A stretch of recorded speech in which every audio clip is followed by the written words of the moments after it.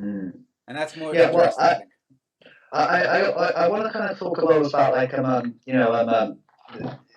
there's so much to unpack in this novel, obviously, and kind of one of the difficulties is sort of like if I sort of grab a thread, it sort of seems to almost unravel. But it's a very especially compared to those other books about gangsters, it seems very fragmentary. It's remarkably fragmentary. Like it's especially in the way that this novel begins, Dan. I mean, this novel begins with like just this cyclone of different stuff. I mean, all these poems, and you're really kind of throwing us right into the thick of it. But there's all sorts of stuff, especially with you mentioned Joey Greco and his whole there are two Joey Grecos, and there's this whole kind of identity crisis thing going on.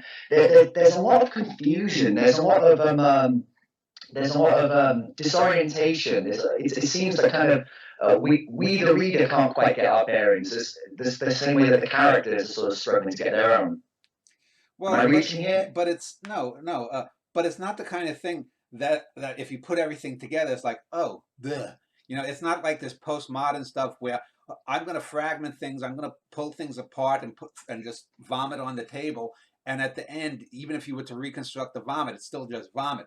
If you put the things together and you put them in and you reread and you put things on, things start to fall together. For example, all of the titles, most of the titles are the names of films noir. Like for example, I have The Beast of the Yes, City. true, true. Oh, Dan, you're God. getting ahead of me already. Oh, okay. You're just rearing up But ahead, mate. yeah, okay. Like you just mentioned that thing about everything coming together the way it came together. I want to get to the film noir titles and everything, Okay. but what you said reminds me of one of the little quotations you use, like in your novel for your poems. But you quote Van Gogh actually, where he says, "Great things are not made of impulses, but rather a series of small things put together." And like, so, I'm not suggesting that the whole thing was made according to some sort of, great scheme, but rather kind of it comes together in this sort of such kind of like, as I was saying, kind of fragmentary sort of way, but in a way that still feels right. Well, I don't mean to the book suggest that it's incoherent at all. yeah, the book opens with a female narrator, and she's the only Mm-hmm. female narrator in the book. It's the only time we hear. And if you remember in my book, in the Vincetti brothers, there's a graphic rape scene where Gino Vincetti Yes, rapes. yes, I was. Yeah, Yeah, you were saying kind of that. It was so shocking actually to read that first bit. It really is. I can't really think of another novel proper of yours that like begins like this. Like there's just really pulls us into this. well, the difference though is in this rape scene is told from the woman's point of view, and Mm-hmm. I wanted to not do I could have been as graphic. I mean, in the Vincetti brothers rape scene, he's talked about like feeling like a spider on top of her, twisting her around like a pretzel. In this one, it's from the female point of view. She's thinking of poems, Edgar Allan Poe poems, things coming back. So it's Mm-hmm. like someone trying to block themselves out, and we don't even really get it's a rape until maybe about a third or a quarter of the way, maybe even half the way. Do we realize? Oh, Yes, someone is violating. it's all kind of very well, it's all implied. And Yeah, sort of you, and it's and the tricky. thing that it ends with, and a few times she talks about putting her hand behind his head somehow, being as if the space behind him, as if she's trying to get behind, put this incident Mm-hmm. behind it, and then we just black out, and then the very next thing we get, well, the next two, we go from that which has the Joey Greco, and we don't know it's Joey Greco until later because she just says the name Mm-hmm. Joey. We can Yeah, this is my point. We're kind of thrust into these perspectives, like cold or blind, and we have to go, oh gosh, what's going on? Kind of like we have to almost catch up with what's happening. Like you're saying, it's almost like we're coming in right after the action has happened, yeah. etc. And then the next chapter is a sort of comic chapter where we see Sally Yeah. Tranghese and a kid he's training in the 1950s stumbling, trying to find someone that they're supposed to do something to, and do they find him at the end? It seems that they're about to find, and then we're right back to 2022, and we don't know when this supposed rape Mm. took place. We can assume it's probably sometime much earlier, but then we're in 2022, and we get a news broadcast basically, or we just hear the words of a news broadcast, and this is sort of Armageddon for the Marrivelli family and lots of other mafiosi, and apparently it's a global, a lot of, you know, in Russia and all other, you know, all other And countries with organized. there are quite a lot of dreams as well in this book, which is kind of what made me there are a lot of kind of things that remind me of Levels in a way. Kind of, but there are a lot of dreams in the book, and there's a lot of shifting between first person's perspective and second person. Or a weird thing will happen where a paragraph will begin, "You're at the laundromat," and you go, "Okay," and so you know it feels abrupt, and then it grabs your attention immediately. These sort of things are very kind of risky. Do you feel like sometimes it's like an improvising kind of thing that, like, you know, is that it? Like, I mean, maybe it's corny to sort of say improvising, like it's jazz or something, but like it does feel like like there's a kind of gambit thing going on. Well, you have to be open to things. I mean, this book is 7 years after the New York Quartet was done, only 1 year after Levels, so it's going to be close to the Levels and where I'm going with stuff. In 5 years, if I were to have written this book, it would be a totally different way to approach it. But I mean, what I did look at all the film noir titles and say, pick out ones that are interesting. Yes. Some of the titles are very specific to what's going on. Some of them seem utterly unrelated, but was that the framework then, Dan? Was that there before everything else, like the chapter titles? You selected them and then you built around them. That's the loom. But again, some are very loosely built. But you thread things here and there. In the individual chapters, for example, I wrote the chapter 233, and the chapters are not in order. They're 133, then 232.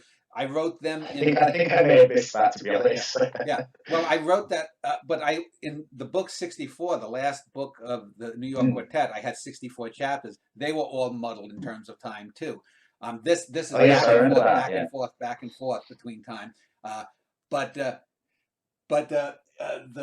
Beast of the City. I remember your secret agent novel, Dan. Forgive me. What's that one called again? The Super Seven. Yeah. I remember that had all names for Wallace Stevens poems, I believe, for the title chapter. So I find it very curious that you do this sometimes with books, that you're kind of almost, as it were, kind of you'll let the title suggest something to you, and you'll kind of build off of that. You know, you'll kind of build off of whatever image the title's giving you. Well, poetry, for example, the titles and epigraphs are important. They act as the things that the title is the first thing you're going to encounter.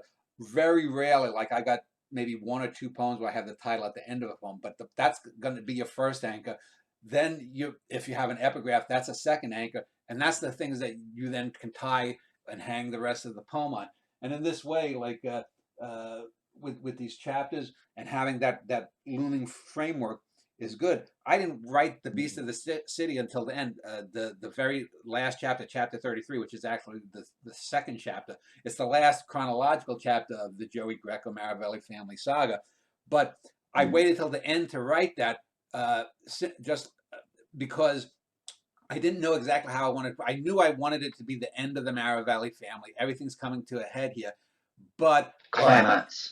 But I wanted to see how things played out. And when I was writing them, I didn't write them in order. I would just bounce back and forth between chapters as they were going. And by doing that, you have the same mind work. So if let's say I wrote parts of chapter 33, then chapter 8, chapter 17, there are going to be threads, little things that in my mind I'm not even conscious of, that are going to appear in there that I'll look back, you know, a month or two later when I'm writing and say, oh, that's interesting. And that's another thing that you can hang things on. This is what I talk about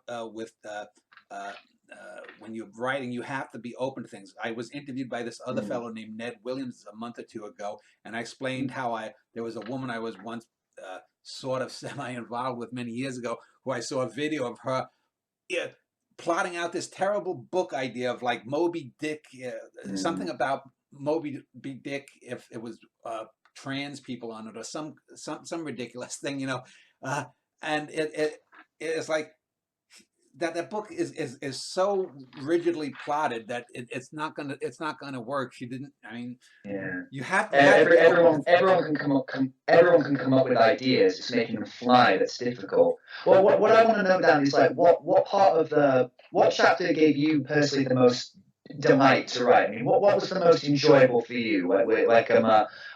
Because there must have, like you said, you don't do it in order, you don't do it sequentially. You kind of go where you feel, you're being told to go. Where was it that you felt kind of the most like what was the most fun to write? Well, probably the chapter with the singer that the Joey Greco characters are after, and Oh, really? yeah, The one they're trying to flatter? yeah. Well, and it's based obviously on this woman Eva Schubert that I had interviewed last year, and I call her Ella Malisha. I even allowed her to name the character. This was before, I'm not in contact with her anymore, but I allowed her to name the character, Oh. and so uh, what's funny is It's a very interesting scene anyway. And the moment where she says like, "Oh, some chap online tells me I have a good voice." So I was like, "Oh, I know what this is." yeah, but the thing is, in my mind, if you know the Woody Allen film Mighty Aphrodite. Oh yes, yes. So she's sort of like a cross between the real life Eva Schubert, the Mighty Aphrodite character played by Mira Sorvino. That she's a little bit wacky. She apparently has screwed around with some of the mafia guys. And here in this scene, the Joey Greco, it's actually it's the fake Joey Greco at this point, is trying to use her to get a deal with one of this Japanese gangster from the Yakuza. And so he's Mr. Sakamoto or Sakamoto or something like that. And she keeps calling him Mr. Sako. And they're bantering, and it's obvious that the gangster and the mall, the singer, have some kind of tension between them, sexual tension or whatnot. And the poor Japanese guy is just clueless of it. So it's a fairly funny scene. That was probably my favorite scene to write, at least on that side. My favorite scene on the other side with the Sally T character, some of the scenes with the little Danny character, because they're most based upon that character, and that character was the genesis. It's why the book is dedicated to that real life Sally T, because he's probably dead. If he's alive, he's close to 100. Well, I can tell, especially with the scene where that with Sally watching Dan walk away into the sun, that there's this kind of there's obviously this quite strong kind of there's this quite strong feeling you have for Sally Kangese as a character and as a real person, and he's one of the most interesting characters in the novel. I mean, and has some of the best moments, I feel. Well, I mean, we see him go through a series of failed relationships himself, and he has he could probably be a revolutionary in a different system. He talks about dealing with people fairly. You get the sense that he doesn't seem as narrow-minded as many of the other kind of men who appear in the book. Yeah, but again, he's not. He's outside. He's what I called I call in this sort of cycle the sub underworld. He's not a mafiosi because he's, I think, like a quarter Irish or something, so he couldn't ever be in the actual mafia. So he's one of these people on the fringes who has his hand in a lot of pots. And we see a lot of characters talking about, like, there's one time a guy comes up to, oh no, it's a Joey Greco character, an old pal comes up to him and say, "Boy, you're a great man, Joey," blah blah blah. So you get all of these little characters that sort of are buzzing flies around these two main characters. Yeah, true.